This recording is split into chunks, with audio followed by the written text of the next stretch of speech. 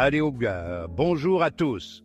En attendant le référendum constitutionnel, préalable indispensable à la tenue d'une présidentielle en 2025, la pression monte à Conakry et le pouvoir du président de la transition se raidit. Le pays se trouve à un moment charnière après le coup d'État de 2021. Le chemin vers des élections démocratiques est semé d'embûches et le rôle du CNRD, la junte au pouvoir, est sous surveillance accrue.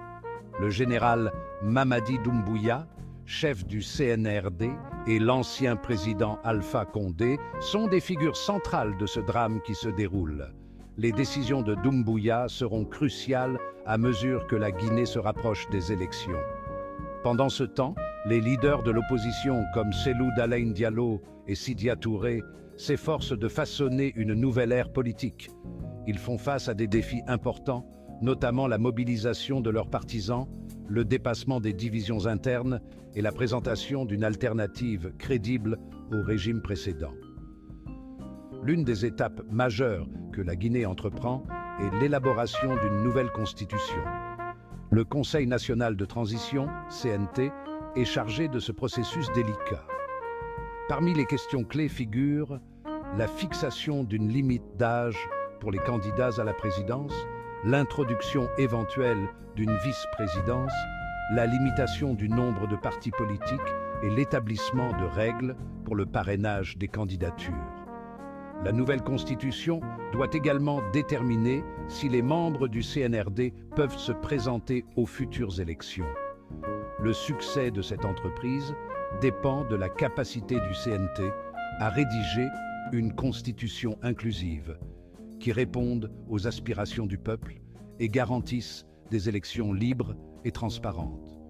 La Guinée se trouve à un carrefour critique, les décisions prises aujourd'hui ayant des répercussions durables sur son avenir politique. L'article 46 de la Charte de transition interdit explicitement au président et aux membres du CNRD de se présenter aux élections nationales et locales qui mettront fin à la période de transition. Cette clause immuable soulève des questions sur les intentions du général Doumbouya. Quand on sait que dès son arrivée au pouvoir, le 5 septembre 2021, Mamadi Doumbouya annonçait avec fracas que la justice serait la boussole de la transition. Le 2 décembre suivant, il créait la Cour de répression des infractions économiques et financières, CRIF, mais les dossiers de plusieurs ministres et hauts commis de l'État, nommés depuis le début de la transition et qui ont fait l'objet d'enquêtes pour corruption, ont été classés sans suite. Donc, nous pouvons observer un changement d'engagement de la part du général Doumbouya de ne pas sanctionner ses proches. Les autres opposants du régime, par contre, sont éliminés, portés disparus, séquestrés ou simplement forcés à l'exil. Plusieurs scénarios sont possibles. Doumbouya pourrait choisir de s'accrocher au pouvoir, à l'instar de Moussa Dadis Camara en 2009, risquant ainsi le chaos et la condamnation internationale. Pour rappel, il y a 10 ans, le 31 octobre 2014, un soulèvement populaire a contraint Blaise Compaoré à quitter le pouvoir et à fuir le Burkina Faso. Il est donc resté en place durant 27 ans et voulait briguer un 5e mandat.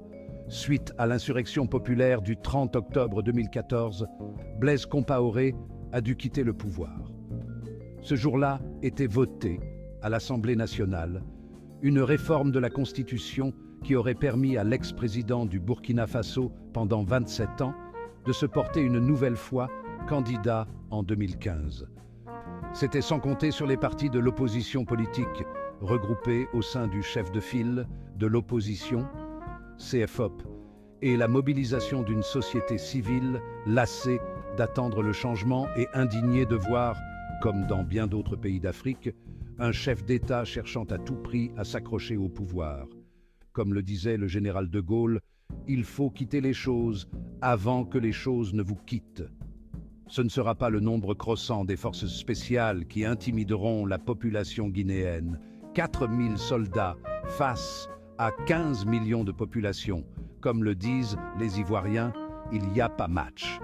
Ce n'est pas en cassant le thermomètre qu'on fera baisser la fièvre.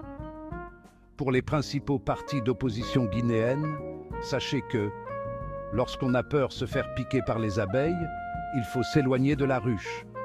on n'obtient pas le miel. En évitant tant la ruche pour être plus simple. » Fin de citation. À l'inverse, il pourrait opter pour la tenue d'élections libres et transparentes, puis se mettre en retrait, suivant les exemples de Salou Djibo au Niger et de Sekouba Konaté en Guinée. Une troisième option consisterait à organiser des élections, puis à se retirer temporairement de la politique, comme l'ont fait Amadou Toumani Touré au Mali et Mada Bio en Sierra Leone. Cela permettrait à Doumbouya d'honorer les engagements de la transition, tout en gardant la porte ouverte à un éventuel retour politique. L'avenir de la Guinée est en jeu, alors que le pays navigue dans ses eaux politiques complexes. Les décisions prises par ses dirigeants et la nouvelle constitution façonneront la voie à suivre pour la nation. Le monde observe attentivement, espérant un dénouement pacifique et démocratique. C'est tout pour cette plongée dans le paysage politique guinéen d'aujourd'hui. Restez à l'écoute pour d'autres mises à jour sur les questions mondiales cruciales. N'oubliez pas de liker, de vous abonner et de cliquer sur l'icône en forme de cloche pour plus de contenu pertinent. À la prochaine fois.